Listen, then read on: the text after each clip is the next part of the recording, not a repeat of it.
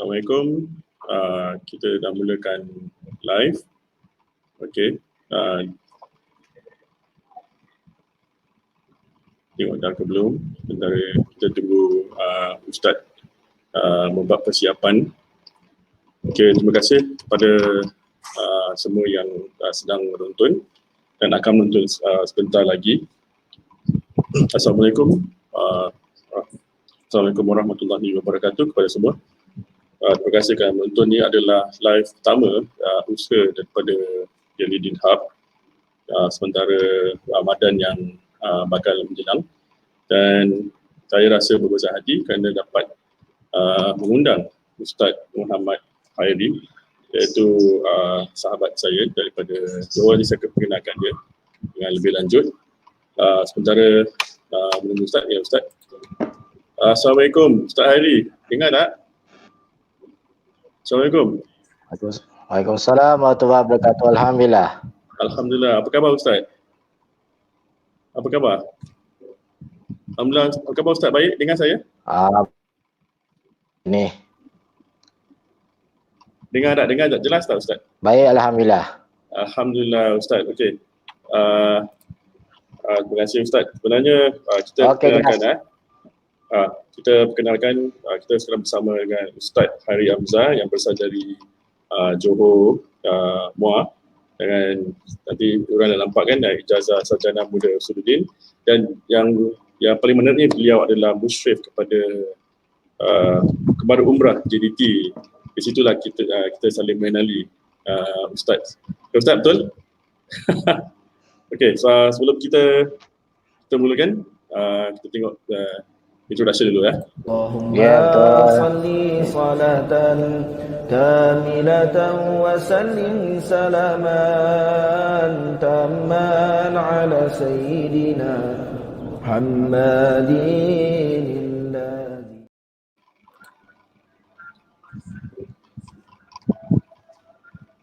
Terima kasih kepada yang setia menonton macam program TV Ustaz. Kali ni buat saya santai je kan. Okey, sebenarnya kita ingin mengutarakan atau perkenalkan diri Hub adalah media atau konten. Kita buat konten tentang sejarah Islam dan juga motivasi kepada pengikut. Dan adalah sikit store jual tudung dan buku-buku jika berminat. Untuk tajuk kali ini, kita berbesar hati kerana Ramadan yang akan menjelang tak lama lagi, minggu depan kira beberapa hari lagi dalam seminggu. Jadi topik yang kita pilih pun bersesuaian dengan hari yang kita ditunggu, iaitu Ramadan tetamu yang dinanti. Alhamdulillah, itu topik yang dipilih Ustaz Khairi sendiri. Ustaz, macam mana Ustaz sekarang PKP di Johor? Ustaz Khairi. Mungkin Ustaz kurang jelas saya dengar. Ustaz, macam mana persiapan, macam mana keadaan PKP di Johor sekarang? Kita banyak doa je lah kepada Allah SWT. Orang kata duduk rumah ni dah tak tahu nak pusing mana lagi dah. Jadi apa Ustaz buat? Tak lama lagi akan berakhirkan PKP, sementara Singapura 5 ke 4/5. Kira Ustaz habis dulu lah, baru kita habis kita punya partial lockdown. Kita panggil sikit breaker Ustaz, kita tak panggil lockdown. Okey.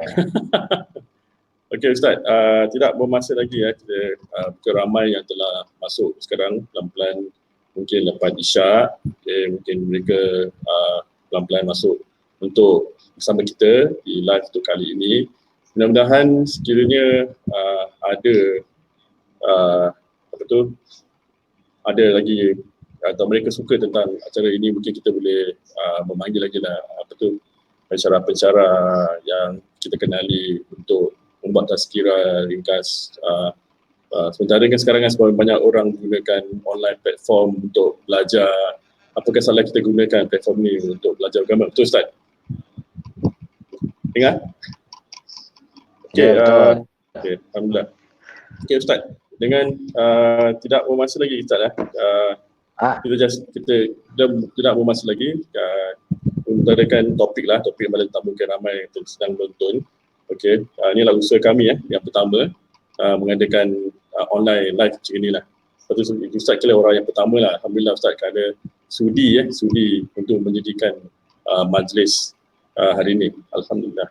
Okey, Ustaz mungkin Ustaz boleh berkongsi antara ni untuk jadi tetamu bulan Ramadan, kongsikan persiapan-persiapan yang sepatutnya lah, mungkin ramai yang ingin tahu di luar sana, lagi 7 hari lagi. Bukan hanya persiapan untuk berkongsi makan, kurangkan makan, maaf. Bukan persiapan untuk kurangkan makan, tetapi apakah persiapan yang perlu kita lakukan. Lebih-lebih lagi kan sekarang nak menjelang bulan Ramadan dan semua orang tengah sibuk COVID-19, anak-anak bersekolah, mungkin persiapan tu kurang. Jadi untuk menyambut kedatangan tamu Ramadan, jadi bagaimana persiapan ni Ustaz? Mungkin Ustaz boleh terangkan. Silakan Ustaz Heri. Bismillahirrahmanirrahim. Assalamualaikum warahmatullahi wabarakatuh. Alhamdulillahirabbil alamin. Wassalatu wassalamu ala asyrafil anbiya'i wal mursalin wa ala alihi wa sahbihi ajma'in. Subhanaka la ilma lana illa ma 'allamtana innaka antal alimul hakim. Wala haula wala quwata illa billahil aliyil azim. Qala Allah subhanahu wa ta'ala ba'da a'udzubillahi minasyaitonir rajim. Ya ayyuhalladzina amanu kutiba alaikumus shiyam kama kutiba alal ladzina min qablikum la'allakum tattaqun. Shadaqallahul azim. Terima kasih pada sahabat saya yang dirahmati Allah serta tuan-tuan puan-puan yang turut bersama dalam siaran kita pada hari yang cukup berbahagia ni. Alhamdulillah, tajuk yang kita bawakan pada hari ini iaitu Ramadan tetamu yang dinanti.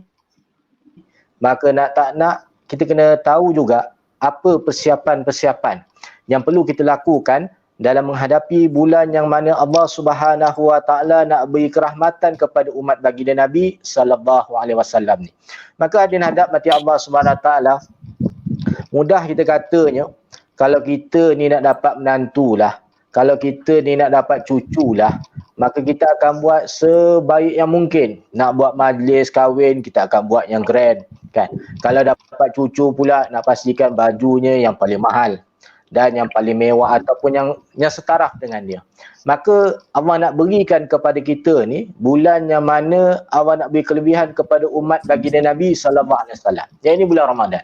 Maka nak tak nak hadirin hadap mati Allah SWT, sebab tu imam-imam terdahulu, orang terdahulu, apabila mereka nak sampai saja ke dalam bulan yang cukup keberkatan ini, maka mereka akan cuba sehabis yang mungkin untuk mendapatkan rahmat dan kasih sayang Allah Subhanahu Wa Taala. Kenapa? Kita ingat satu hadis Nabi sallallahu alaihi wasallam, sewaktu Nabi naik ke mimbar dan tatkala kaki Nabi menijak kepada tangga mimbar ini, Nabi sebut perkataan amin. Dan kaki kedua Nabi tijak kepada tangga yang kedua pun Nabi sebut amin. Dan begitu juga pada tangga yang ketiga, Nabi tijak saja anak tangga ni, maka Nabi sebut amin. Maka sahabat-sahabat pun melihat kepada wajah baginda Nabi sallallahu alaihi wasallam. Kenapa Nabi ungkapkan perkataan amin sewaktu mana tak ada orang yang membawa apa-apa doa pun, tapi Nabi menyebut amin. Selepas daripada khutbah dan semayang pada waktu tersebut, sahabat bertanya kepada baginda Nabi sallallahu alaihi wasallam, "Ya Rasulullah, apa yang engkau aminkan dan siapa yang membawa doa kepada engkau?"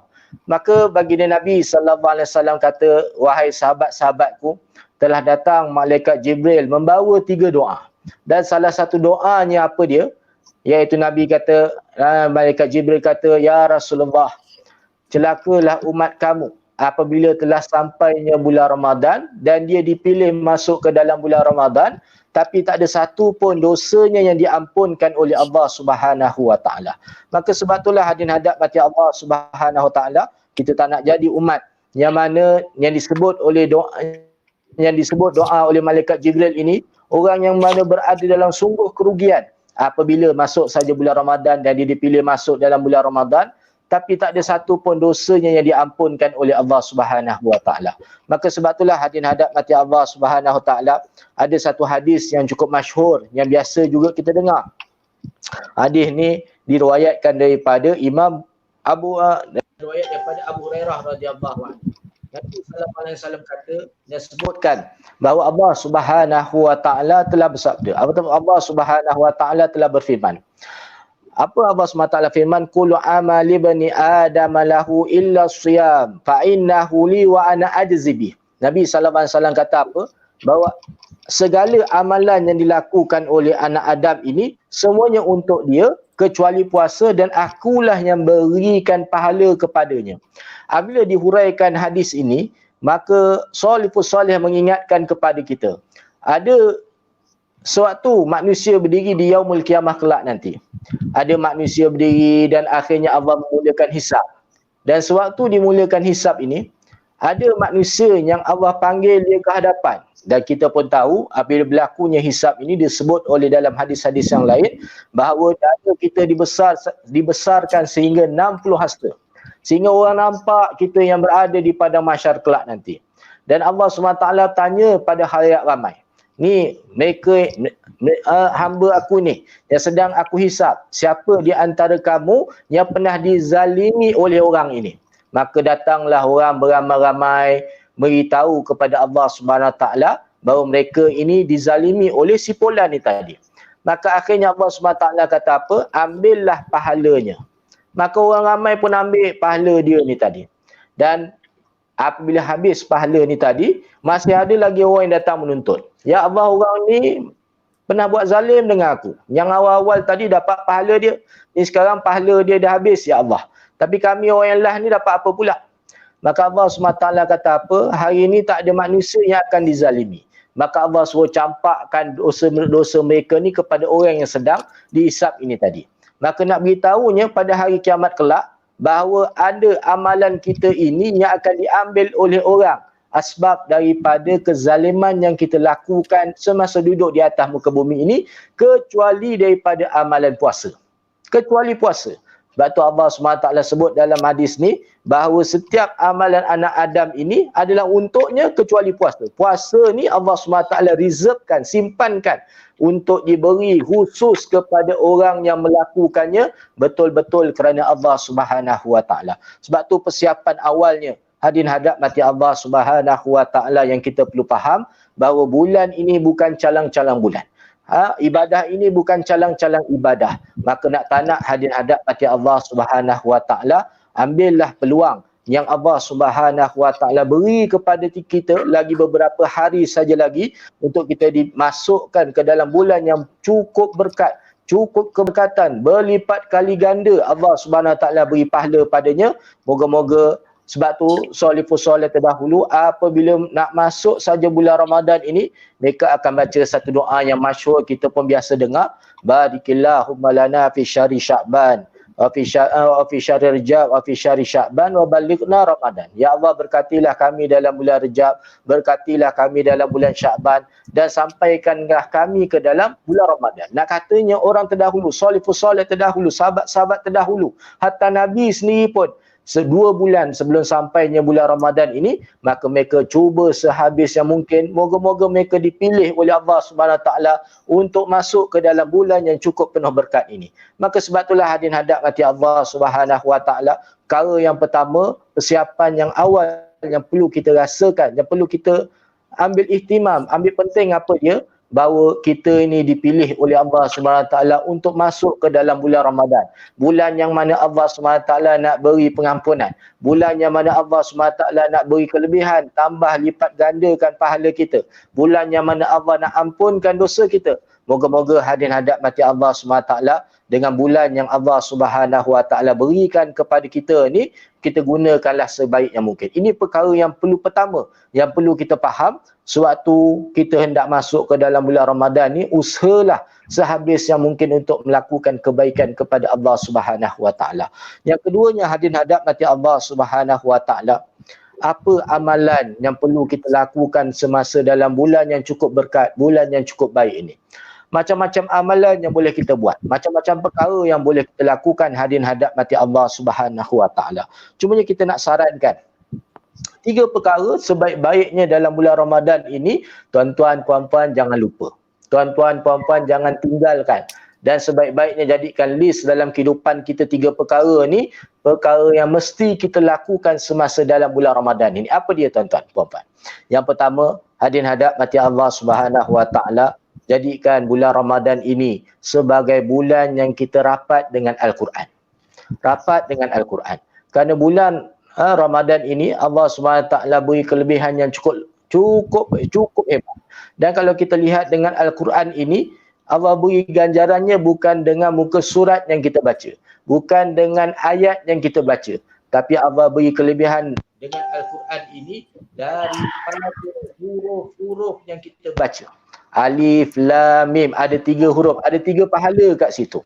Hatta kan kalau orang tu merangkak-rangkak baca pada Al-Quran ini, dapat 2 pahala lagi pula. Pahala dia usaha nak baca, dan juga pahala dia menyebut kepada huruf-huruf di dalam Al-Quran itu. Maka sebab itulah hadirin hadap mati Allah SWT, salifus salat terdahulu Imam Syafi'i rahimahullah ta'ala sampai berpuluh kali khatam kepada Al-Quran ini semasa dalam bulan Ramadan. Dalam bulan Ramadan. Maka hadirin hadap mati Allah SWT, usahalah diri kita ni, saya yang bercakap juga, moga-moga tuan-tuan puan-puan yang mendengar, kita dapat ambil istifadah bersama untuk memastikan Al-Quran dekat dengan kita sewaktu bulan yang cukup penuh keberkatan ini. Yang keduanya hadirin hadap mati Allah Subhanahu wa taala, dalam antara amalan-amalan juga yang semestinya kita lakukan dalam bulan yang cukup berkat ini, maka nak tak nak hadirin hadap mati Allah Subhanahu wa taala, lazimkanlah bersedekah. Lazimkanlah bersedekah. Kerana orang yang bersedekah ni banyak kelebihannya, dan orang yang bersedekah ni tak akan kurang hartanya, dan hartanya akan sentiasa dilimpah gandakan oleh Allah Subhanahu wa taala. Hadirin hadap mati Allah Subhanahu wa taala, kita lihat orang-orang yang terdahulu. Mereka-mereka yang terdahulu, apabila mereka menginfakkan harta mereka ni, maka Allah akan beri lebih pada mereka. Contoh yang mudah, siapa dia? Seorang sahabat yang dijamin syurga oleh Nabi sallallahu alaihi wasallam. Siapa dia? Sayyidina Abdurrahman bin Auf. Sayyidina Abdurrahman bin Auf, hadirin hadap mati Allah SWT, dia terdengar satu hari bahawa Sayyidatina Aisyah radhiyallahu anha berkata bahawa Abdurrahman ni lambat sikit masuk syurga.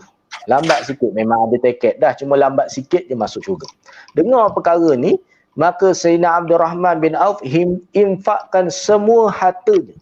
Bagi habis semua harta dia. Kalau kita nak buat sekarang ni, Allahu Akbar, susah nak cari orang macam tu lah. Tak boleh infak semua pun hadirin hadap mati Allah SWT. Tapi apa yang boleh kita berikan? Apa yang boleh kita berikan? Kalau tak banyak, sikitnya, keluarkanlah, infakkanlah.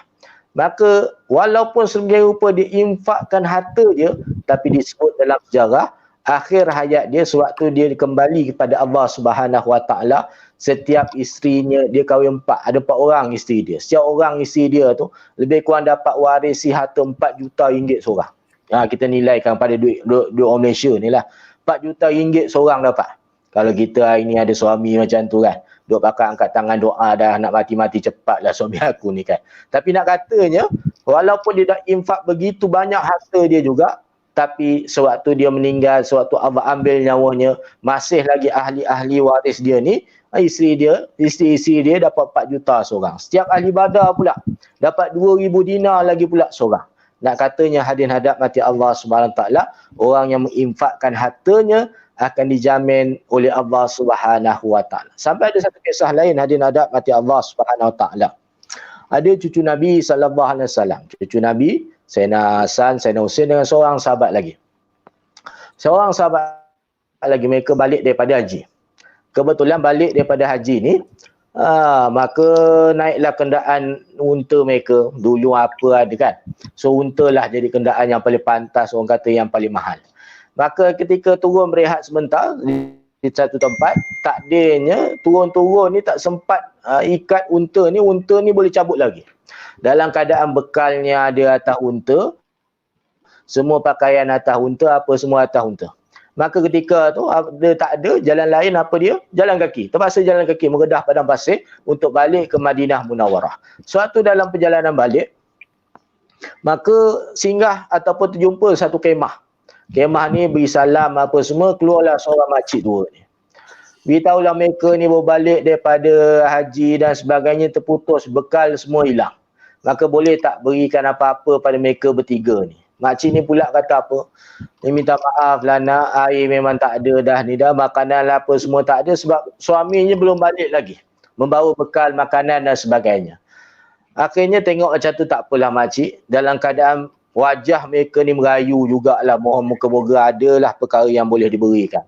Makcik ni tengok kesian aja budak-budak ni, 3 orang ni, cucu Nabi dan juga seorang sahabat ni. Dia kata apa? Wahai anak aku, pergilah kamu ke belakang kemah ni, ada seekor kambing, kubuh kambing tu, tak tahulah ada susu ke tak, kamu cubalah perah. Kalau ada susunya, kamu minumlah. Maka akhirnya ketiga-tiga belakang ni, tiga orang ni pun pergi ke belakang. Perah-perah, alhamdulillah ada rezekinya. Maka ketika minum air susu kambing ni, seorang sahabat lagi kata, wahai Hasan, wahai Husin, ni kalau aja minum je tak boleh jadi ni, mesti nak kena makan juga. Maka saya sekali lagi beritahu pada makcik tu, kalau ada biskut-biskut kering lah, bahasa mudah kita sekarang ni lah. Biskut ke apa ke, bawa lah keluar, lapar sangat dia dah. Makcik ni tengok kesian juga, macam ni lah nak, kambing yang kamu perah susu dia tu, kamu sembelih lah, bakar lah. Kita hari ni kalau orang bagi kami bakar, orang yang gaut, sakit jantung semua, lupa dah perkara tu. Tapi nak kata tu makanan yang sedap kan. Maka akhirnya dengar macam tu, 3 orang ni pun sembelihlah kambing tu, bakar makan. Maka apabila selesai makan, apa siap, apa semua dan sebagainya, beritahu pada makcik tu, wahai makcik, kalau sampai ke Madinah, cari kami bertiga ni. Makcik ni pun Arab Badui, sifatnya dia tak akan tinggal satu tempat tu selama-lamanya. Maka mereka akan pindah-pindah. Makcik ni kata apa, kalau ada jumpa rezeki lah nak. Kalau tak ingat, kalau tak jumpa, gitulah keadaannya. Baliklah 3 orang ni tadi, maka sampailah si suaminya. Tengok-tengok kambing kat belakang rumah ni, belakang kemah ni habis kena sembelih dah. Dok tanya pada isteri dia, mana kambing kita ni? Isteri dia pun ceritalah daripada awal sehingga habisnya, marah suami ni. Marah. Kalau nak tu makan, tunggulah aku balik dulu ke apa semua bagainya. Tapi tak apa, marah seorang suami macam tu, marah-marah terus tak bercakap dengan isteri dia. Takdirnya satu hari makcik ni juga sampai ke Madinah Munawwarah. Dan sewaktu di Madinah, kerjanya waktu tu ambil najis daripada binatang ni tadi, dia keringkan dan dia buat unggun api. Maka sewaktu kutip kepada najis binatang ni tadi, Sayyidina Hasan tengok kenal makcik ni, panggil makcik ni, masukkan dia dalam rumah, jamu makan. Waktu tengah makan, Sayyidina Hasan ni tanya, wahai makcik kenal tak saya ni? Makcik ni kata apa? Minta maaf lah, makcik tak kenal. Katanya orang dulu dia punya sedekah sampai apa dia bagi kat siapa. Kan, hebat sedekah mereka. Maka Sayyidina Hasan pun beritahu, makcik saya lah orang ni yang balik pada haji dulu, makcik bagi makan kepada kami, maka saya nak beri hadiah pada makcik. Terima kasih lah nak, apa hadiahnya? Dapat 1000 dinar, 1000 keping wang emas dan juga 1000 ekor kambing. Suka makcik ni. Dapat 1000 keping wang emas. Akhirnya Sayyidina Hasan kata, makcik kena pergi rumah seorang sahabat kami lagi, iaitu Sayyidina Husin. Pergi rumah Sayyidina Husin. Sayyidina Husin pun jamu juga makcik ni makan. Beritahu tanya pada makcik ni, makcik, Sayyidina Hasan bagi berapa tadi? Ada bagi hadiah ke? Dia kata adalah bagi 1000 ekor kambing, 1000 dinar ataupun 1000 keping wang emas. Makcik saya bagi juga 1000 keping wang emas, saya bagi juga 1000 ekor kambing. Makcik ni pun alhamdulillah ada 2000 dinar dan juga ada 2000 ekor kambing. Dia kata Sayyidina Hasan Husin kata apa, makcik kena pergi rumah seorang sahabat kami ni lagi. Pergilah juga. Akhirnya seorang sahabat ni pun tadi jamu lagi makan, dan jamu makan ni lagi tanya pula, makcik Sayyidina Hasan, Sayyidina Husin ada bagi apa-apa hadiah ke? Ada, setiap seorang bagi 1000 dinar, bagi 1000 ekor kambing. Makcik saya beri makcik 2000 dinar, saya bagi makcik 2000 ekor kambing. Jumlah keseluruhan totalnya 4000 dinar dan juga 4000 ekor kambing. Maka makcik ni pun alhamdulillah lah bawa balik ke kemah dia. Si suami tengok pelik, macam mana si isteri ni boleh bawa balik 4000 dinar dan juga 4000 ekor kambing.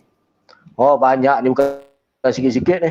Akhirnya dia tanya pada isteri dia, wahai isteriku, ni dapat mana kambing yang banyak, duit yang banyak ni, maka akhirnya apa yang diberitahu oleh isteri kepada suaminya tadi, dia kata apa? Wahai suamiku, ini semua asbab bersedekah dengan kambing yang cukup kurus. Nak kata asbab Allah berikan kelebihan sedekah yang sedikit tu tadi, maka akhirnya mendapat ganjaran yang cukup hebat, tak terfikir di akal fikiran mereka. Maka sebab itulah hadirin hadap mati Allah Subhanahu Wa Taala, kita yang berada di atas muka bumi Allah Subhanahu Wa Taala ni, dengan rezeki yang kita ada, keluarkanlah, infakkanlah pada jalan Allah Subhanahu Wa Taala. Yang ketiga, hadirin hadap mati Allah Subhanahu Wa Taala, nak tak nak dalam bulan yang cukup baik ini, lazimkan kita untuk bertaubat kepada Allah Subhanahu Wa Taala, menyesali atas apa yang kita lakukan, dosa-dosa yang telah kita lakukan di bulan-bulan yang lalu. Kerana orang yang balik bertaubat kepada Allah Subhanahu Wa Taala ini, kita lihat ganjarannya cukup hebat. Seorang perempuan di zaman baginda Nabi sallallahu alaihi wasallam telah mengaku berzina di hadapan baginda Nabi. Mengaku berzina di hadapan baginda Nabi. Maka akhirnya Nabi SAW pun mengelak beberapa kali. Perempuan ini cakap sampai 3 ke 4 kali di hadapan baginda Nabi SAW. Dia mengaku sendiri. Maka akhirnya Nabi SAW kali yang keempat tanya kepada perempuan ni tadi, betul ke kamu berzina? Betul ya Rasulullah, saya berzina. Maka adakah kamu mengandung sekarang ni? Ya, saya mengandung. Maka balik dahulu, selepas bersalin nanti datang jumpa dengan aku.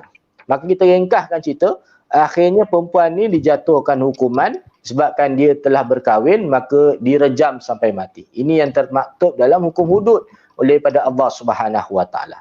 Maka sewaktu dijalankan hukuman rejam sampai mati ni tadi, ada beberapa orang sahabat Nabi sallallahu alaihi wasallam menghina dan mencerca pada perempuan ni dengan katanya, sewaktu Nabi hidup lagi ni, dia boleh melakukan perkara yang terkutuk, terkeji ni, dan berbagai-bagai perkara, dan berbagai-bagai percakapan yang mereka ungkapkan, sehingga didengari oleh baginda Nabi sallallahu alaihi wasallam. Maka Nabi sallallahu alaihi wasallam panggil sahabat ni tadi. Nabi SAW kata apa? Wahai sahabat-sahabatku, taubat perempuan yang mengaku dia berzina ini lebih hebat daripada 70 orang daripada kalangan kamu yang bangkit malam kepada Allah Subhanahu.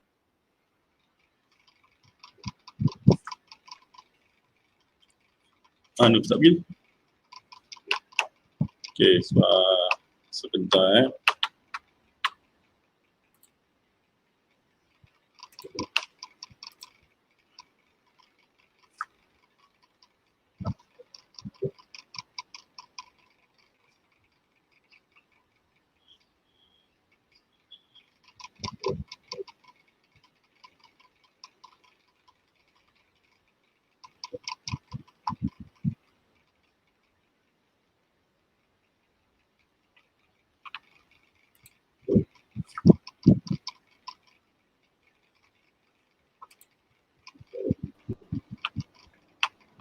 Test. Okey, Ustaz, terlepas tak tadi? Ustaz dengar? Dengar? Boleh? Okey, Ustaz, boleh mulakan lagi? Okey. Okey, sebentar. Saya keluarkan ni. Nampak kembali selepas lebih ada ni, Ustaz. Okey.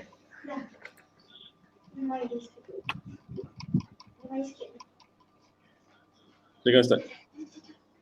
Okey, tuan-tuan, puan-puan mati Allah Subhanahu Wa Taala. Kita sebutkan tadi bahawa 3 perkara hadirin hadap mati Allah Subhanahu Wa Taala dalam bulan yang cukup berkat ini, bahawa jangan tinggal kepada Al-Quran, jangan tinggal kepada sedekah, dan jangan tinggal kepada taubat. 3 perkara ni. Dan nak tak nak, sebelum sampai kepada bulan Ramadan ini, maka latihlah dia dalam beberapa hari lagi ni sebelum sampai dalam bulan Ramadan. Sebelum sampai dalam bulan Ramadan ni, latihkan diri kita untuk bangkit bangun malam ataupun bangkit bertaubat pada Allah Subhanahu Wa Taala dalam sebelum datang kepada bulan Ramadan ini. Latih diri kita juga untuk bersedekah dalam masa sebelum sampai bulan Ramadan ini. Juga kita latih diri kita untuk membaca pada ayat-ayat Allah Subhanahu Wa Taala. Moga-moga apabila kita dah biasa buat sebelum daripada bulan Ramadan ini, sampai dalam bulan Ramadan dia jadi senang, dia jadi selesa, dia jadi mudah. Mudah kita kata hadirin hadap mati Allah SWT macam orang nak berlari lah. Kalau orang nak berlari, kalau target terus 5 km, hari tu baru nak mula terkencit juga tuan kan, letih juga nak buat benda tersebut. Tapi dia tahu dia nak lari sejauh 5 km akan datang. Maka dia akan latih mula-mula mungkin 1 km dulu, mungkin latih mula-mula 2 km dulu, mungkin 3 km dulu, mungkin 4 km dulu, ataupun lepas tu baru dia pergi teguh kepada 5 km. Maka begitulah juga kita hadirin hadap mati Allah Subhanahu Wa Taala untuk masuk ke dalam bulan Ramadan ini, latihlah diri kita untuk melakukan berbagai-bagai amal yang Allah SWT sebut, yang mana Nabi SAW terangkan kepada kita. Buatlah segala macam amal kebaikan yang berada di atas muka bumi ini. Moga asbab itu Allah SWT jadikan ia punca untuk diampunkan kepada dosa kita. Ampun dosa kita. Dan apabila ampun saja dosa kita ni, hadirin hadap mati Allah SWT, kita kena faham ada dua keistimewaannya. Yang pertama, kehidupan kita atas muka bumi ni dimudahkan oleh Allah SWT, dan lebih penting sekali apa dia? Iaitu kehidupan akhirat kelak yang lebih kekal abadi. Allah SWT berikan syurga dan nikmat kepada kita. Maka sebab itulah hadirin hadap mati Allah SWT, moga-moga dengan kedatangan bulan yang cukup berkat, bulan yang cukup baik ini, Allah SWT berikan keizinan kesihatan yang baik untuk kita terus melakukan berbagai-bagai kebaikan. Terus melakukan kebaikan. Walaupun kita sebut hari ini 3 amalan ni jangan sampai terlupa, iaitu baca Al-Qurannya, iaitu sedekahnya, iaitu taubatnya. Tapi janganlah saya dah sebut 3 ni, tuan-tuan puan-puan tinggalkan pula yang lain-lain. Tak, yang lain-lain tu buat juga. Tapi yang 3 perkara ni sebaik-baiknya jangan ditinggalkan. Buat yang lain, teruskan buat. Moga asbab tuan-tuan melakukan kebaikan ni. Ni ada satu hadis Nabi SAW. Orang yang melakukan satu kebaikan dan orang yang lain melihat kebaikan tersebut dan dia buat juga, nescaya kita yang buat ni pun disebabkan orang lain buat tu pun kita dapat pahala juga. Orang yang buat tu pun dapat pahala juga, tanpa mengurangkan pahala orang tersebut. Mudah kita kata macam mana tuan-tuan, kita terangkan balik. Si A ni katalah dia bersedekah. Si B ni nampak pula A ni bersedekah. Sebab dia tengok si A ni bersedekah, orang B ni pun bersedekah. Maka orang yang B dapat pahala sedekah, orang yang A ni dapat pahala sebab orang B tengok dia buat baik. Dan akhirnya dia bersedekah, dia pun dapat pahala juga. Maka hadirin hadap hati Allah Subhanahu Wa Taala, lakukanlah kebaikan. Moga-moga asbab ini Allah SWT mudahkan urusan kita, dan moga asbab ini Allah SWT pelihara negara dan tempat kita daripada berbagai-bagai bencana dan wabak yang sekarang ini kita hadapi. Moga-moga dengan ini Allah SWT hilangkan dia di atas muka bumi ini, insya-Allah SWT.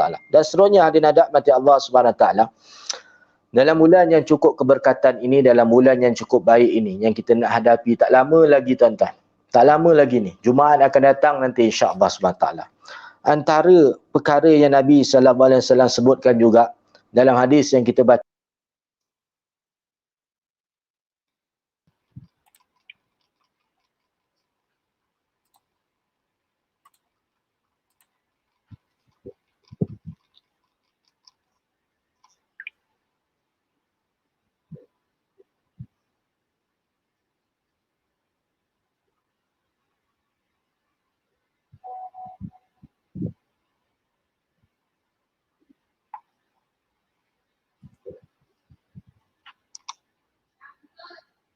Ya, no. Atau kata Im.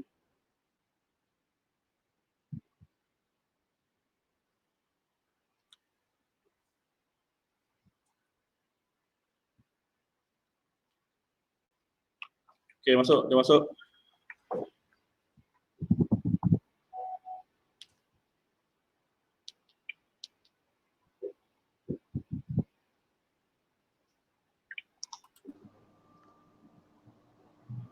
Okey, boleh Ustaz? okey, minta maaf tuan-tuan puan-puan mati Allah SWT. Ya, guna internet ni macam ni lah kan. Pagi dah malam-malam ni semua orang guna internet pada waktu ni. Dah ada buat kerja lain dah.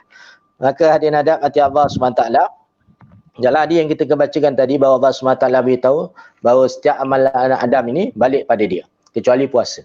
Nabi SAW sebutkan juga dalam hadis ni yang kita bacakan sebentar tadi, fa idza kana yauma shamin ahadikum fala yarfuth yauma idzin wala yashhab fa in sabahu ahadun aw qatalahu fayaqul inni imru'un shaim walladhi nafsi biyadihi Muhammadin walladhi nafsu Muhammadin biyadihi la khulufin fa min shaim at-tayyibun inda Allah yaumul qiyamah. Nabi SAW nak beritahu pada kita hadirin hadap mati Allah SWT, salah satu perkara juga yang dilatih daripada Allah Subhanahu Wa Taala pada kita ialah bersabar.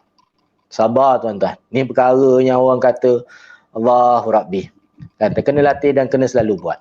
Maka Nabi SAW beritahu pada kita bahawa manusia yang hidup atas muka bumi ni, Imam Ibn Rajab dalam kitab dia sebut bahawa sabar ni dalam 3 perkara. Yang pertama, sabar ni iaitu dalam taat pada perintah Allah Subhanahu Wa Taala. Yang kedua, sabar dalam meninggalkan perkara ataupun maksiat kepada Allah Subhanahu Wa Taala. Dan yang ketiga, sabar menghadapi musibah yang datang. Dan Imam Ibn Rajab kata apa? Tiga perkara ni, tiga sabar ni ada dalam puasa. Ada dalam puasa. Dalam puasa kita tengok kadang-kadang budak kecil makan, Allah seronok, sedap je rupanya kan. Tapi kita sabar tahan perkara tersebut. Apatah lagi kalau orang yang melakukan maksiat, kita sabarkan diri kita daripada tidak melakukan perkara-perkara tersebut. Maka Nabi SAW beritahu ganjarannya cukup besar. Orang yang berada dalam bulan puasa ni, kalau ada orang yang mengajak dia berkata pada perkara yang bukan-bukan, maka apabila dia sabar, maka nescaya Allah SWT berikan ganjaran yang pahala yang cukup baik pada dia. Maka sebab itulah hadirin hadap mati Allah SWT, moga-moga dengan bulan yang cukup berkat ini, hadirin hadap mati Allah SWT, jangan kita sibuk semata-mata untuk mendatangkan Syawal lebih awal daripada Ramadan. Jangan sibuk datangkan Syawal awal daripada Ramadan. Betul kita mencari rezeki kadang-kala dalam bulan Ramadan yang akan datang. Mungkin kita jual online punya bisnes ke apa dan sebagainya. Tapi jangan sampai lupakan apa yang perlu yang dilakukan dalam bulan yang cukup berkat ini tadi. Niaga boleh tak jadi masalah apa. Seperti yang disebut oleh Nabi SAW. Uruskanlah dunia ini seolah-olah kamu akan hidup 1000 tahun lagi. Tapi hadis ni ada lagi. Apa dia yang Nabi SAW sebut? Beramallah kamu seolah-olah kamu akan mati pada esok hari. Nak kata dunia ni betul kena urus. Tapi jangan lupakan kehidupan yang lebih panjang, iaitu akhirat kelak nanti insya-Allah Subhanahu Wa Taala.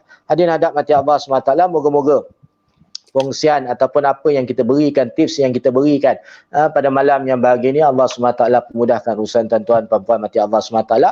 Antara kita sebut tadi, datang mula Ramadan ni lazimkan baca pada Quran.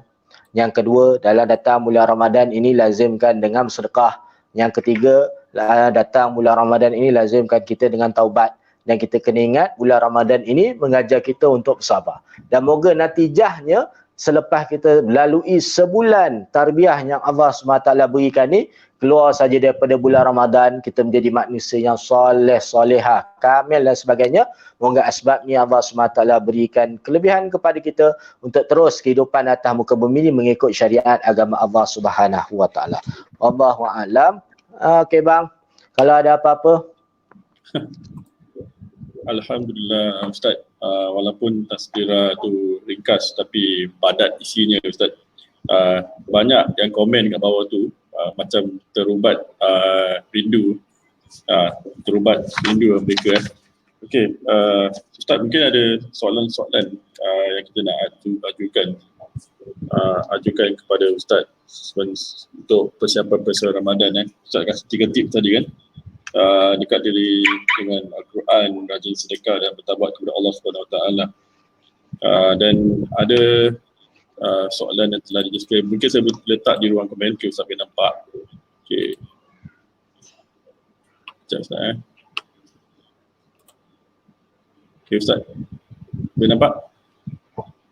Okey, soalannya berbunyi berikut Saya mengalami masalah emosi sehingga marah yang berlarutan semasa puasa. Daripada saya meneruskan puasa dalam keadaan marah, baik saya berbuka. Boleh ke Ustaz? Sila Ustaz. Hadirin hadap mati Allah SWT, soalannya kan, daripada saya marah aja waktu puasa ni, baik saya buka je kan. Sebab Ustaz sebut tadi, Ramadan ni ngajar kita untuk sabar. Hadirin hadap mati Allah SWT, saya buat misal macam ni lah. Ada orang kata kan, saya ni tak pakai tudung Ustaz, tapi hati saya baik. Daripada saya pakai tudung, hati saya jahat, baik saya tak pakai tudung tapi hati saya baik. Ataupun ada orang kata, Ustaz, saya ni kalau sembahyang tak usyuk, Jadi bila saya tak khusyuk ni, saya tak payah semayang lah Ustaz. Yang ni antara perkara yang sama jugalah ni kan. Maka hadirin hadap mati Allah SWT perlu kita faham, puasa ni perkara yang wajib. Puasa dalam bulan Ramadan ni perkara yang wajib. Nak tak nak, perlu kita buat. Perlu kita buat. Maka walaupun kita dalam keadaan marah ketika tu, kita rasa tak selesa dan semua, maka Ramadan ini atau puasa ini ngajar pada kita, maka hilangkanlah marah tu dengan puasa kita. Hilangkan marah tu dengan puasa kita. Maka sebab itulah hadirin hadap mati Allah SWT, kita faham tentang masalah ni. Maka perkara yang wajib, nak tak nak dalam apa jua keadaan, hendaklah diteruskan. Kecuali lah perkara-perkara yang mendatang. Contohnya sakit ke apa, semua tu lain cerita. Tu lain cerita. Cuma nak disebutkan dalam keadaan kita macam ni, puasa hendaklah diteruskan walau apa jua keadaannya. Moga sebab kita puasa ni lah kita latih diri kita untuk menghilangkan marah kita. Sebab tu Imam Syafi'i rahimahullah ta'ala ingatkan kita waktu cerita pasal marah ni atau sabar ni, teringat buat satu cerita. Imam Syafi'i kata apa? Satu hari Imam Syafi'i ni didatangi oleh seorang yang dia pun tak kenal. Datang jumpa tak kenal ni bukan nak bagi salam ke apa semua, nak kenal diri tak, dia maki hamun kepada Imam Syafi'i rahimahullah ta'ala. Tapi Imam Syafi'i diam je. Imam Syafi'i diam. Maka akhirnya sampai orang tu habis marah dah, barulah orang tu beredar, orang lain pula datang. Tanya pada Imam Syafi'i, wahai Syafi'i, orang ni marah pakat maki hamun pada kamu, kenapa kamu diam? Kalau kami ni orang tu bila habis cakap lagi, duk 3 tan dah balas balik tu. Kita semua sama lah macam tu kan. Orang tu tak habis cakap lagi, pakat kita dah potong dah, kita maki hamun balik semula dah. Tapi Imam Syafi'i ni diam je.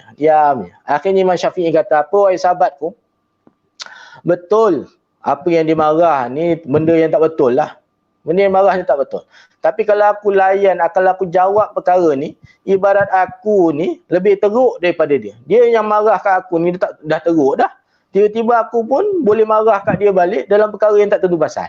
Maka hadirin hadap hati Allah SWT nak beritahu pada kita, dengan Ramadan inilah, dengan puasa inilah, latih diri kita untuk melakukan perkara-perkara yang diperintahkan oleh Allah Subhanahu Wa Taala. Wallahu a'lam. Alhamdulillah. Okey. Ini satu soalan Ustaz yang amat menarik sekali ya. Sebentar saya tunjukkan.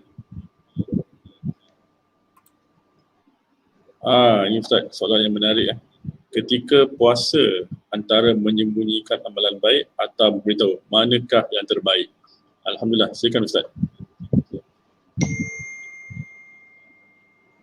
Baik, antara soalannya, waktu puasa ni sembunyikan amal baik ke ataupun beritahu orang, mana yang terbaik?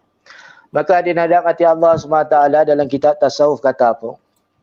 Dalam melakukan amal baik ni, dia ada 3 perkara. Yang pertama kita kena rasakan tasghir. Tasghir ni maksudnya apa? Kena rasa kecil lagi apa yang kita buat ni. Perlu lagi banyak apa yang kita buat ni. Yang kedua, iaitu sitru. Kalau boleh sebaik-baiknya untuk merahsiakan amal yang kita lakukan ni.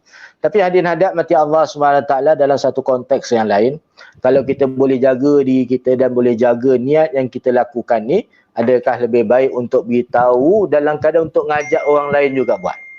Niat dia macam tu. Kan? Kita buat, ajak pada orang lain untuk buat. Contoh kalau mungkin ada orang sedekah, dia ambil gambar ke, dia letak ni, kita fikir baik je lah kan. Kita fikir baik, dia ambil gambar, dia beritahu dalam Facebook dia, saya sedekah ni. Niat dia, moga-moga asbab dia bersedekah ni kita terfikir, aku ni pun rezeki lebih kurang sama dengan dia. Takkanlah dia boleh sedekah, aku tak boleh sedekah.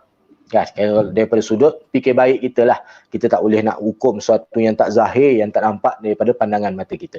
Maka sebab itulah hadirin hadap mati Allah SWT ada amalan yang sebaik-baiknya untuk kita sembunyikan. Contoh kita bangun sembahyang malam ni, kita buat seorang-seorang ataupun kejut rumah kita, kejut anak kita, buat antara mereka, tak jadi masalah apa. Tapi ada perkara juga, ada amalan juga yang sebaik-baiknya untuk kita zahirkan, moga-moga dia menjadi petunjuk kepada orang lain. Tapi ada perkara nak tak nak wajib juga untuk diterangkan. Contoh sembahyang jemaah. Sembahyang jemaah ni kita tak boleh buat sulit-sulit, tutup pintu apa semua, biar orang nampak, tak jadi masalah apa. Tak jadi masalah apa tentang masalah tu. Maka sebab itulah hadirin hadap mati Allah SWT, pokok pangkalnya balik kepada hati kita, balik pada keadaan dan suasana kita. Kalau kita tak boleh jaga kepada niat, tak boleh jaga kepada suasana, tak boleh jaga pada keadaan, menyembunyikan tu adalah lebih baik. Tapi kalau kita boleh jaga niat kita, walaupun dalam keadaan mungkin syaitan akan datang ganggu kita, itu confirm punya. Tapi balikkanlah semula niat kita, moga asbabnya Allah SWT memudahkan urusan kita insya-Allah SWT. Alhamdulillah. Okey. Ya, soalan yang ketiga Ustaz, ada orang tanya soalan tentang bab sahur. Mungkin nak penjelasan daripada Ustaz sendiri. Soalannya begini Ustaz, keadaan sahur yang terbaik dan dianjurkan Islam bagaimana Ustaz? Because kadang-kadang orang rasa macam tak penting kan, kadang orang tak biasa bangun pagi nak makan. Jadi mungkin Ustaz berterangkan keadaan sahur yang terbaik dan dianjurkan oleh Islam. Silakan Ustaz. Baik, terima kasih atas soalan yang diberikan sahabat-sahabat mati Allah SWT. Sahur ni yang paling penting tuan-tuan kena ingat, jangan sebelum tidur tu tuan-tuan makan, kemudian tuan-tuan tidur tu dianggap sebagai sahur. Tu ngelat namanya tu. Tu silap-silap. Habis bulan puasa ni bukan turun badan, makin bertambah badan. Mana taknya sebelum tidur makan kan. Makan pula tu memang selera pula tu. Duk nasi 3 pinggan, ayam lagi, ikan lagi, kambing lagi, pakat-pakat tidur, lepas tu memang naiklah berat badan. Tapi hadirin hadap mati Allah SWT nak disebutkan, Nabi SAW pun anjurkan kepada kita sahur ni, dan kita buat macam mana sebelum biar hampir-hampir kepada waktu subuh tu, ataupun biar nak dekat-dekat kepada waktu syuruk tu, waktu imsak. Waktu syuruk tu dah tak kira puasa dah. Waktu imsak. Jadinya sebelum sampai waktu imsak tu, mungkin setengah jam sebelum tu je, katalah kan subuh dalam pukul 5 lebih sekarang ni, 5.50 katakanlah demikian rupa. Imsak biasanya 10 minit sebelum daripada tu 5.40. Maka katalah kita makan dalam 5 suku contohnya. Kan, 5 suku. Dan lepas tu, janganlah tidur. Jangan tidur lepas tu.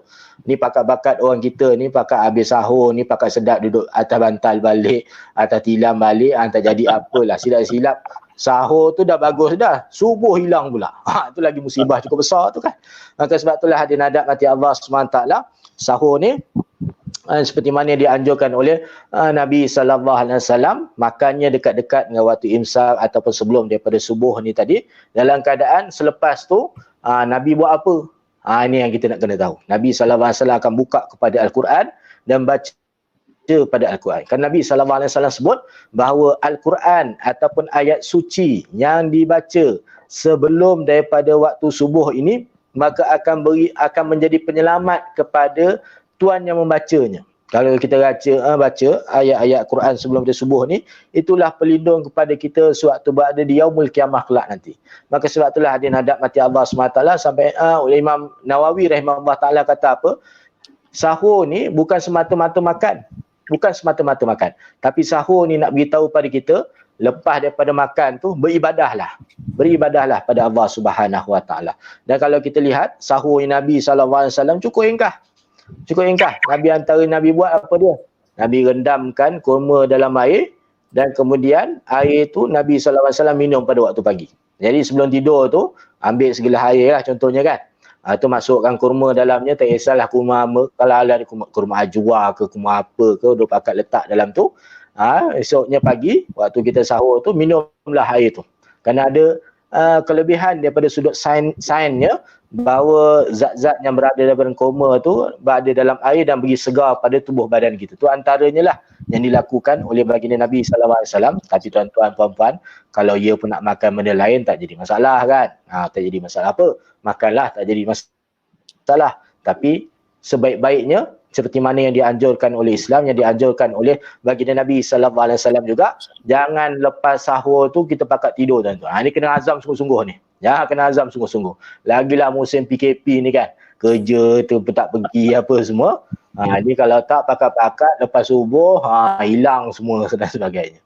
Maka sebab itulah hadirin hadap mati Allah SWT, kita usahalah Ramadan kali ini Ramadan yang terbaik untuk kita. Kenapa? Kerana kita takut. Kerana inilah Ramadan yang terakhir Allah bagi peluang kepada kita untuk berada di dunia ini insya-Allah. Wallahu a'lam.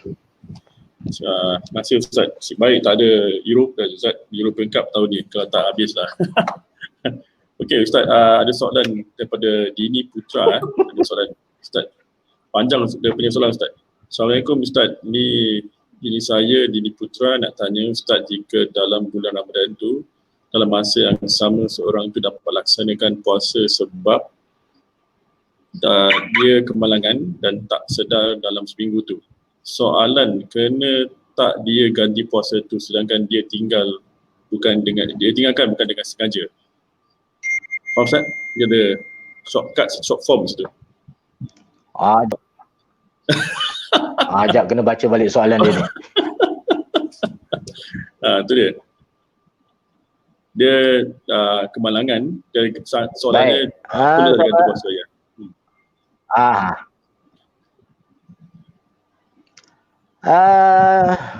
Rabbi syrah li sadri wa yassir li amri wahlul 'uqdatam min lisani yafqahu qawli. Terima kasih yang bertanya, dia nak mati Allah SWT.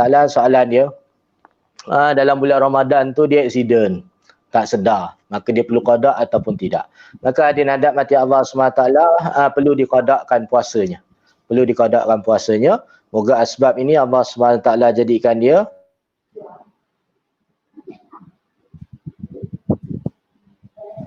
penyembuh.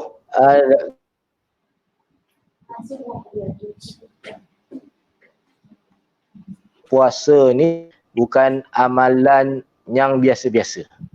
Dengan sebaik dalam keadaan nak kata, sampaikan kalau kita lihat ibu yang menyusukan anaknya pun kena qadakan puasa dia pada waktu tersebut. Nak kata pentingnya jaga puasa ni, jangan senang-senang untuk meninggalkannya. Walaupun ada setengah sahabat kata apa, ditanya pada baginda Nabi SAW, kalau tu tinggal sehari, nak gantikan sehari dengan bulan lepas tu sama tak ganjarannya? Nabi kata takkan sama. Kalau aku ganti, kalau lebih sikit sama tak pun takkan sama juga. Nak kata kelebihan yang Allah berikan dalam bulan Ramadan ni. Sebab tu kita doalah hadirin hadap mati Allah SWT, bulan yang cukup baik ni, moga-moga Allah SWT pelihara kesihatan kita, Allah SWT berikan kesihatan yang cukup baik untuk kita meneruskan ibadah dalam bulan yang cukup mulia ni. Moga asbab ni menjadi kelebihan kepada kita untuk dimudahkan urusan dunia dan juga dimudahkan urusan di akhirat kelak nanti insya-Allah Subhanahu wa taala. Wallahu a'lam. Alhamdulillah.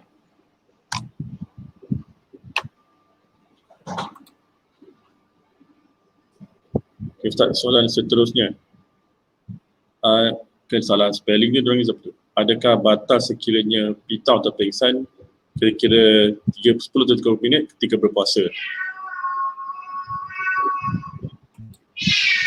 Baik, kalau sekiranya dia puasa terpitam sekejap, maka kalau tak sampai daripada setengah hari, maka puasanya masih dikira sah lagi. Tapi kalau lebih daripada setengah hari, nak tak nak dia perlu qadakan balik ataupun gantikan balik pada puasanya. Kenapa?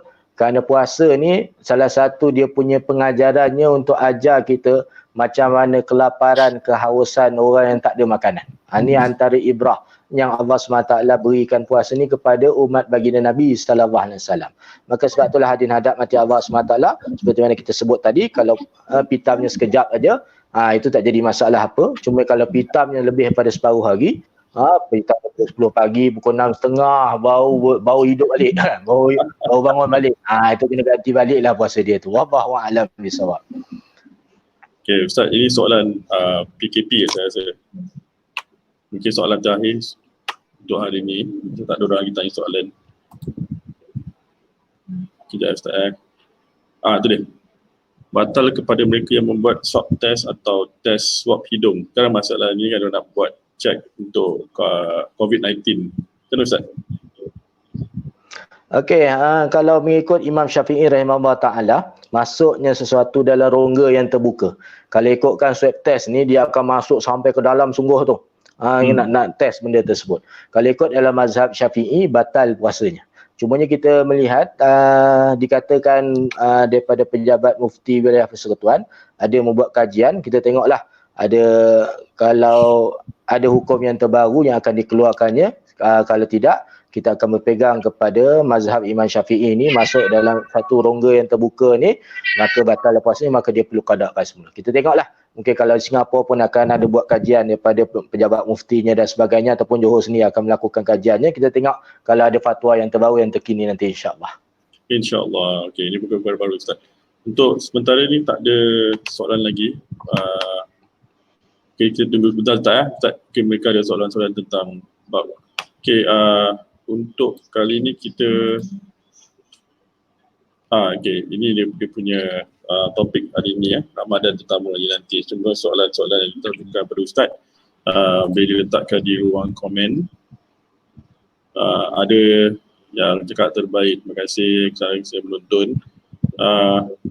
Bentar Ustaz, tengok siapa lagi komen tak. Okay. Soalan-soalan yang diajukan. Okay. Nampak macam tak lagi Ustaz?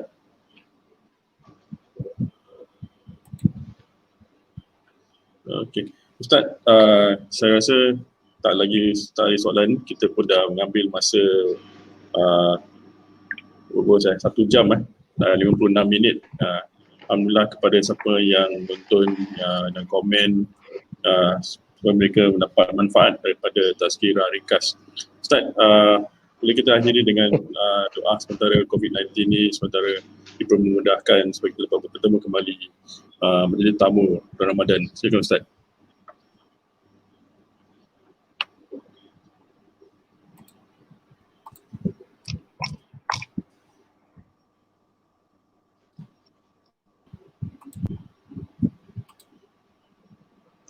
Astaghfirullahalazim, astaghfirullahalazim, astaghfirullahalazim. Astaghfirullahalazim, allazi la ilaha illa wal hayyul qayyum, atubu ilaih. Astaghfirullahalazim, astaghfirullahalazim, astaghfirullahalazim, allazi la ilaha illa wal hayyul qayyum, atubu ilaih. La hadati nabi sayyidina wa habibina wa syafi'ina wa zuhrina wa maulana Muhammad. Syai'un lillah lahumul fatihah. A'udzubillahi minasyaitonir rajim. Bismillahirrahmanirrahim. Alhamdulillahirabbil alamin. Ar-Rahmanir-Rahim. Maliki yaumiddin. Iyyaka na'budu wa iyyaka nasta'in. Ihdinas siratal mustaqim.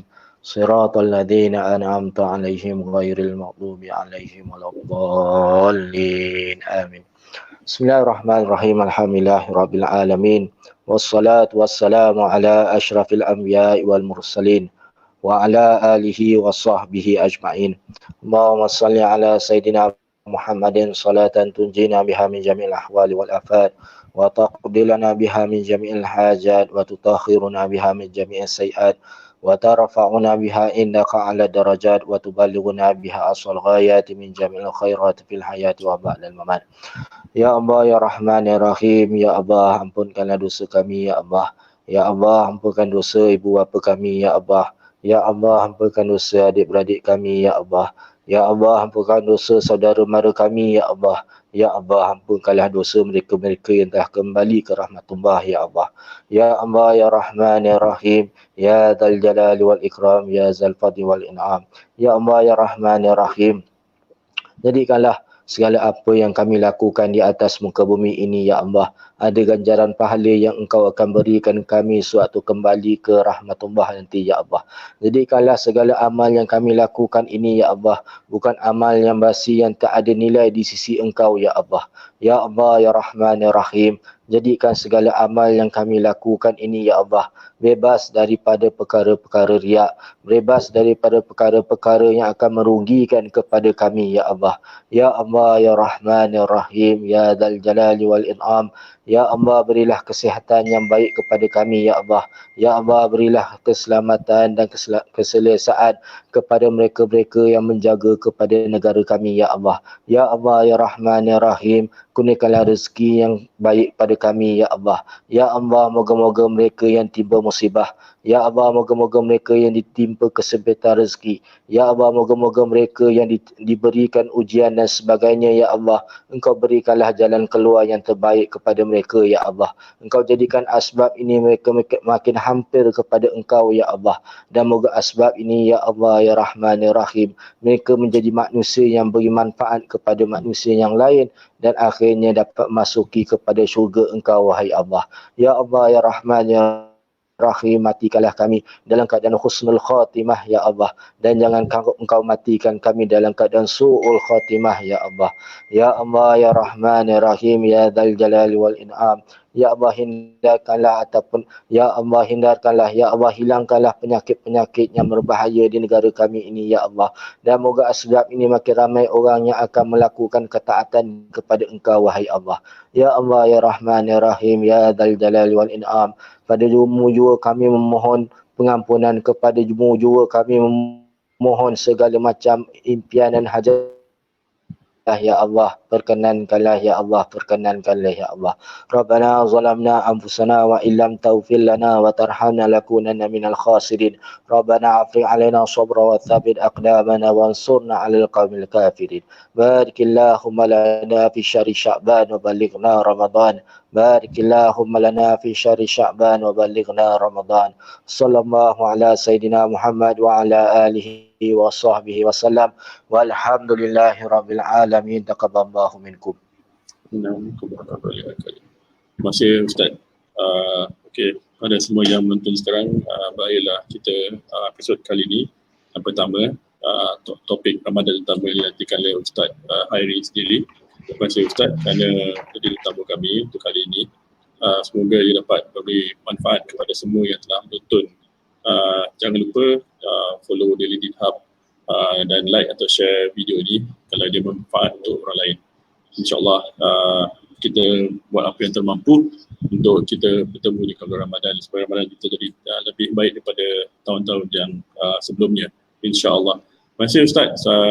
Alhamdulillah. Terima kasih sebab kita berakhir di sini. Assalamualaikum warahmatullahi wabarakatuh.